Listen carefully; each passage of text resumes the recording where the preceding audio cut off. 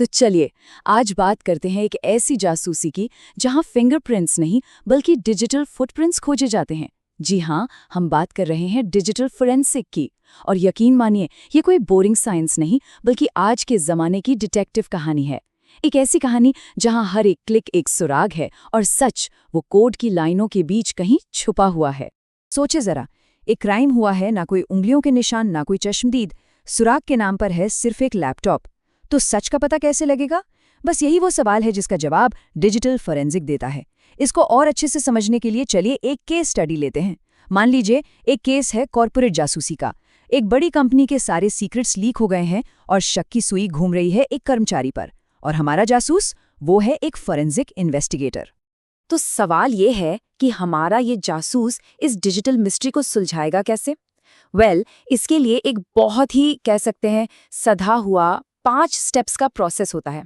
और यही प्रोसेस आज हमारे इस पूरे डिस्कशन का रोड मैप होगा।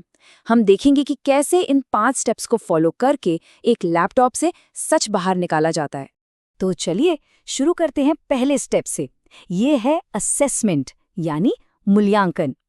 देखिए, किसी भी सबूत को हाथ लगाने से पहले ये बिल्कुल वैसा ही है जैसे क्राइम सीन पर पहुंचकर पहले पूरे एरिया का जायजा लेना और एक पक्का प्लान बनाना। यहाँ से जो भी होगा बहुत सोच समझ कर होगा। तो अब अगर हम अपने कॉर्पोरेट जासूसी वाले केस पर वापस आएं, तो इन्वेस्टिगेटर सबसे पहले कुछ बहुत जरूरी सवाल पूछेगा, जैसे कौन कौन से डिवाइस इन्वॉल्व है, क्या ये एक इंटरनल इन्वेस्टिगेशन है या हमें बाहर से भी मदद लगेगी, क्या सर्च वारंट की जरूरत पड़ेगी, कंपनी का नेटवर्क कैसा है। यही वो सवाल हैं जिन पर पूरी इन्वेस्टिगेशन की इमारत खड़ी होगी। और यहीं पर एक बहुत ही इंपॉर्टेंट कॉन्सेप्ट सामने आता है, चेन ऑफ एविडेंस। इसको आप एक तरह की मास्टर लॉगबुक समझिए। इन्वेस्टिगेशन के दौरान लिया गया हर एक छोटा बड़ा कदम इसमें लिखा जाता है। ऐसा क्यों? ताकि कोर्ट में ये साबित किया जा सके कि सबूत के साथ कोई छेड़छाड़ नहीं हुई है और वो पूरी तरह से ऑथेंटिक है। अच्छा, तो प्लान तो बन गया। अब आते हैं दूसरे स्टेप पर, एक्विजिशन यानी सबूतों को हासिल करना। ये वो स्टेज है जहां डिजिटल सुरागों को बहुत ही सावधानी से इकट्ठा किया जाता है। और हाँ, यहाँ गलती की कोई भी गुंजाइश नहीं होती। और एक बात यहाँ गांठ बांधने वाली है, सबूत क्या है ये तो जरूरी है ही, लेकिन सबूत को हासिल कैसे किया गया ये भी उतना ही जरूरी है। हर स्टेप फोरेंसिकली साउंड होना चाहिए, मतलब ऐसा कि उसे बाद में कोर्ट में कोई चैलेंज ना कर सके। इन्वेस्टिगेटर्स एक बहुत बड़ा नियम फॉलो करते हैं। वो कभी भी ओरिजिनल लैपटॉप पर काम नहीं करते, बिल्कुल नहीं। इसकी जगह वो एक बिट स्ट्रीम कॉपी बनाते हैं। अब ये क्या है? इसको ऐसे समझिए जैसे क्राइम सीन में घुसने से पहले ही उसकी एक परफेक्ट फोटोकॉपी बना ली जाए। ये एक एग्जैक्ट डिजिटल क्लोन होता है जिसमें डिलीट की हुई फाइलें तक आ जाती हैं। लेकिन ये कैसे पक्का हो कि कॉपी बिल्कुल ओरिजिनल जैसी ही है? इसके लिए इन्वेस्टिगेटर्स हैश वैल्यू का इस्तेमाल करते हैं। आसान भाषा में कहें तो हर डिजिटल फाइल का अपना एक यूनिक फिंगरप्रिंट होता है जिसे हैश वैल्यू कहते हैं।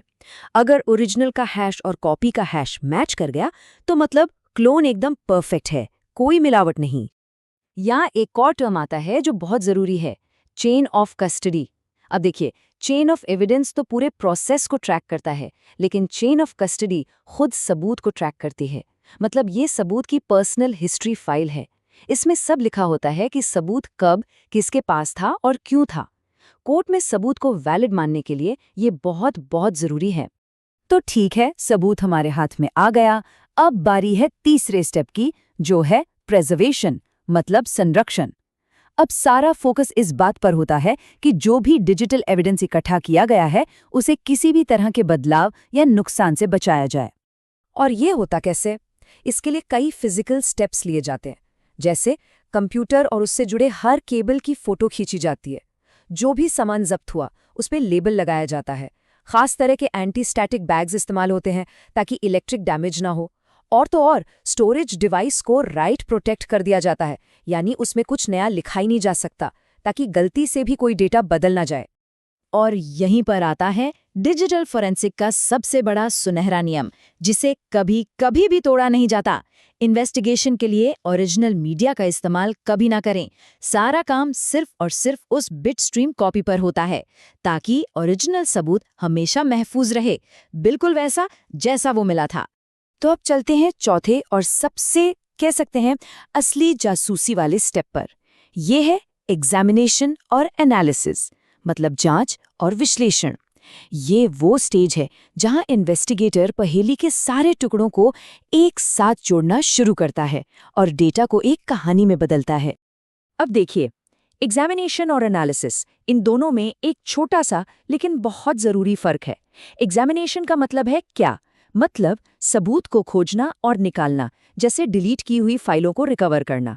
वहीं एनालिसिस का मतलब है तो क्या? मतलब जो सबूत मिला है उसका मतलब क्या है, डॉट्स को जोड़कर एक टाइमलाइन बनाना या फिर किसी मोटिव का पता लगाना।